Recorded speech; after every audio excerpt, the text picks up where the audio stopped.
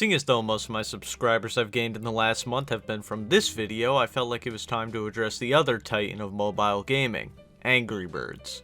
Being released all the way back in 2009, Angry Birds has received a huge amount of media since then, including, but probably not limited to, Angry Birds Rio, Angry Birds Friends, Angry Birds Seasons, Angry Birds Space, Bad Piggies, Angry Birds Star Wars 2, Angry Birds Go, Angry Birds Epic, Angry Birds Transformers, Angry Birds Pop, Angry Birds 2, Angry Birds Blast, Angry Birds Evolution, Angry Birds Match, Angry Birds Toons, the Angry Birds Movie, and the Angry Birds Movie 2 with a third one on the way.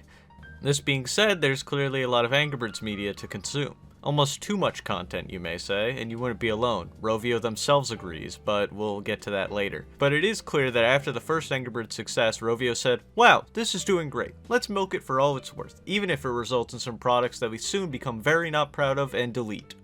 Yeah, but we'll make a lot of money."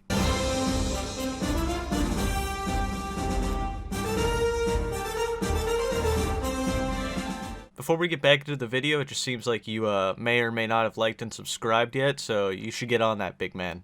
Thanks. Although there are over 20 Angry Birds games in the series, the reality of the situation is that you can probably only download about 10 of them on your phone, without downloading an APK off the web, of course. And of those that you can download, they are all the most recent titles, which, in my opinion, kind of blow ass. But to address the question at hand, where did they go? Rovio themselves made a statement on the matter.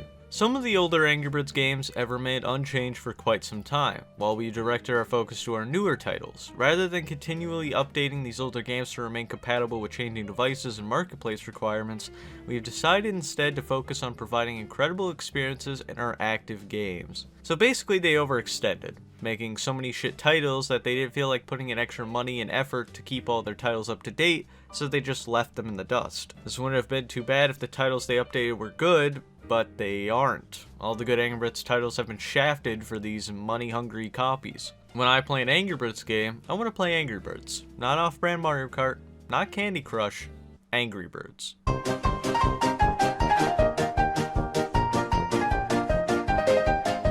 Mobile games in this day and age are absolutely nothing compared to the absolute masterpieces we had years ago. Mobile games now are usually made to be as simple as possible, copy and pasted and mass produced in order to reach that top chart spot for even a mere day. These companies don't have passion in their games anymore. They're primarily for money, and that's it. They're usually limited and only fun for maybe 1 or 2 days. Now don't get me wrong, some mobile games are so good. God, I love balloons so much. But most mobile games nowadays are short and fast cash grabs. My point? Well, it's clear to see that Rovio, a company that used to put that same passion into their mobile games, has now said, "Fuck it, we're millionaires, go print me another Candy Crush copy." The old Angry Birds games of the past have been tainted by the company's greed, and now have been replaced by these... Who even plays these? What are these? In order to end on a good note, I like to review the old Angry Birds games so we can remember the good times that we had. The classic game of put funny colored birds on slingshots and shoot them at green pigs. Of course, this game is a classic, and without it, no other titles would exist. This served as a building block for all the other Angry Birds games that came after it, and maybe it hasn't survived the test of time, but its legacy will be remembered forever.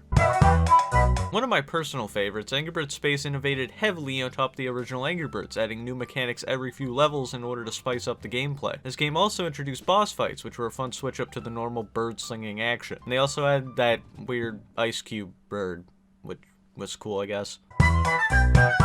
These games were the first time I had ever seen a big name in entertainment collab with a video game. So take that, Fortnite. These games had some new birds based off the series and some pretty cool environments from Star Wars, reimagined in bird form. As a kid, I remember these being pretty fun, especially as a Star Wars fan, but whether they stand the test of time, I can't say, because I can't play it.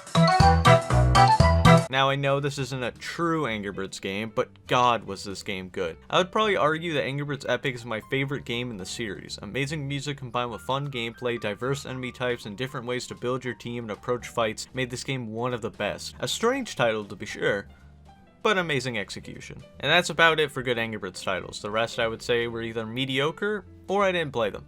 So, suck it. Angry Birds is one of my favorite childhood games. Whether it was me watching the old Angry Birds Space Machinima videos or playing the games on the Apple Store tablets, the game had a huge impact on my love for gaming as a whole. The games were always a staple on my first phone and entertained me for weeks at a time. Seeing the franchise evolve over time is something I and probably most of you watching can relate to. Maybe I'm too old for the franchise now and I'm just a grumpy old man complaining about the good old days, but man, I just want to sling some birds at some pigs, goddammit.